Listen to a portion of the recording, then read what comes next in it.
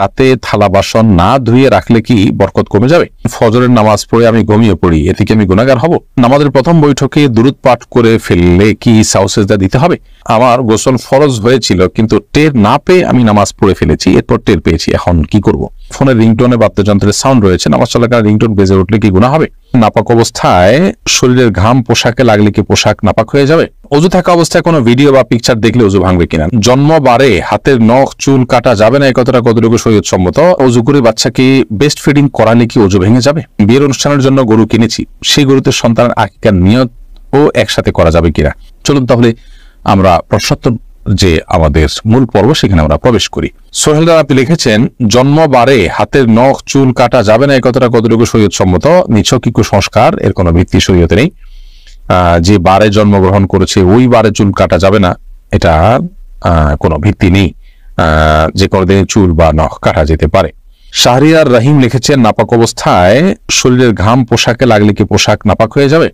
নাপাক অবস্থায় যদি শরীরের ঘাম পোশাকে লাগে তাহলে সেই পোশাক নাপাক হবে না, কারণ মানুষ যখন গোসল ফরজ হওয়ার কারণে নাপাক হন বা ছোট নাপাকও হন তখন তার ঘামও নাপাক হয়ে যায় না, যার কারণে এই ঘামগুলো শরীরে পোশাকে কোনো জায়গায় লাগলে সেই জায়গাগুলো নাপাক হবে না।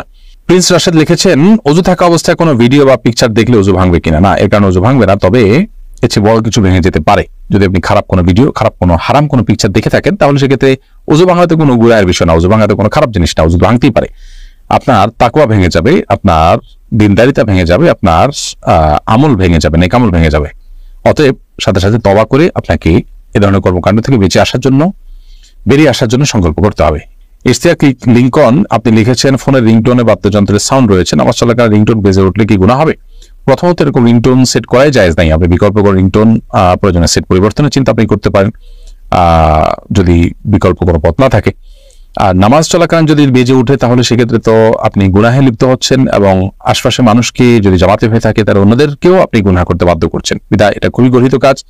ওই অবস্থায় আপনি অবশ্যই হাত দিয়ে আলতোভাবে মোবাইল টিপে বন্ধ করে দিতে পারেন এবং স্থায়ীভাবে এই সমস্যার সমাধানের পথ আপনাকে অবশ্যই বের করতে হবে খুঁজে। 360 ডিগ্রি আইডি থেকে আপনি আমাদের ইউটিউব চ্যানেলে প্রশ্ন করেছেন, অনেক মুরব্বী আমাদেরকে টাকা দিয়ে বিড়ি আনার জন্য বলেন, তাকে আনা যাবে না? আনলে বেয়াদবি হবে, আনলে গুনাহ হবে, করণীয় কি? দেখুন, মুরব্বী বড়দের কেউ সিনিয়র কেউ আপনাকে কোনো নির্দেশ করলে সেই নির্দেশটা মানাটা আপনার জন্য কর্তব্য, যতক্ষণ পর্যন্ত সেটি শরীয়তের কোনো সীমানাকে লঙ্ঘন না করে।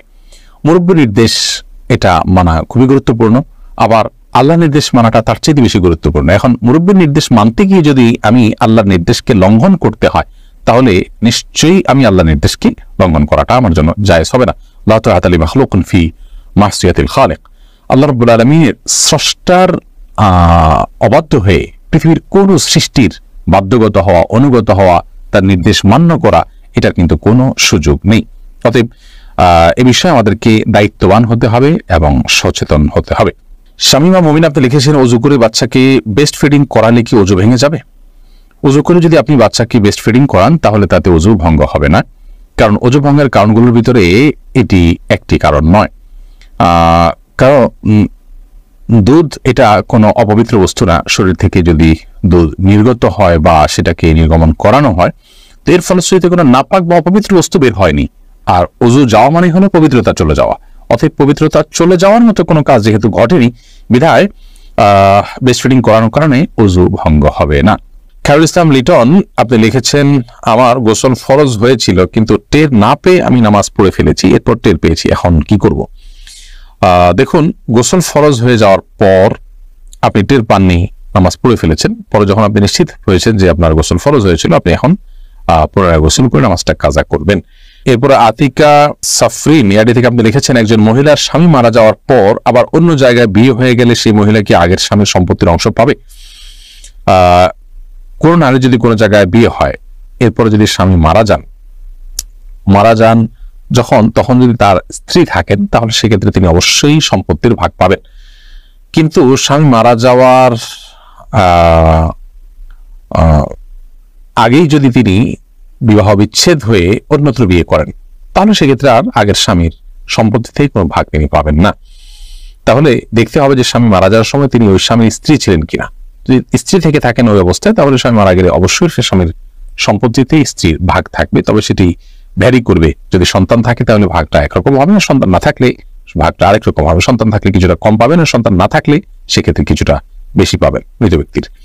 মোতালেব আপনি লিখেছেন, বিয়ের অনুষ্ঠানের জন্য গরু কিনেছি, সেই গরুতে সন্তানের আকিকার নিয়ত ও একসাথে করা যাবে কিনা?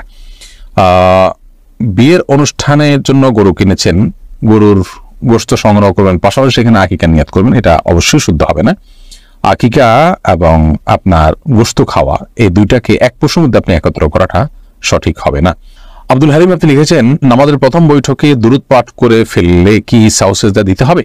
নামাজের প্রথম বৈঠকে যদি আপনি দুরুদ পড়ে ফেলেন তাহলে সেক্ষেত্রে হানাফি মাযহাব অনুযায়ী আপনাকে সিজদা সাউ দিতে হবে। যদিও এক্ষেত্রে হাম্বলি মাযহাবের উলামা ইকরাম, সৌদি আরবের উলামা ইকরাম তারা ভিন্ন মত পোষণ করেন, তারা বলেন সিজদা সাউ দিতে হবে না। তো হানাফি থট অনুযায়ী বাংলাদেশ বিষয়ে হানাফি মাযহাব ফলো করেন, সেই হিসাবে সিজদা সাউ দিতে হবে। প্রথম বৈঠকে যদি আপনি ফরজ নামাজের প্রথম বৈঠকে অর্থাৎ দ্বিতীয় রাকাতে যদি আপনি আত্মীয়দের পাশাপাশি দুরূদ পড়ে ফেলেন আল্লাহুম্মা সাল্লি আলা মুহাম্মদ এটুকু বা এর বেশি অংশ যদি পড়ে ফেলেন তাহলে আপনার সিজদা সাউ দিতে হবে। আব্দুল্লাহ সোহাগ লিখেছেন, ফজরের নামাজ পড়ে আমি ঘুমিয়ে পড়ি, এতে কি আমি গুনাহগার হব? ফজরের সালাত আদায় করার পর যদি আপনি ঘুমিয়ে পড়েন তো এতে আপনার বড় কোনো গুনাহ হবে না, কারণ এতে কোনো হারাম কাজ আপনি করছেন না, কিন্তু একটা অনুত্তম কাজ করছেন। গুনাহ শব্দের অর্থ ক্ষতি, সে অর্থে ক্ষতি তো হবেই, কিন্তু ক্ষতিটা ওরকম বড় ক্ষতি, মোটা দায়ের ক্ষতি, কোনো কবিরা গুনাহ নয়।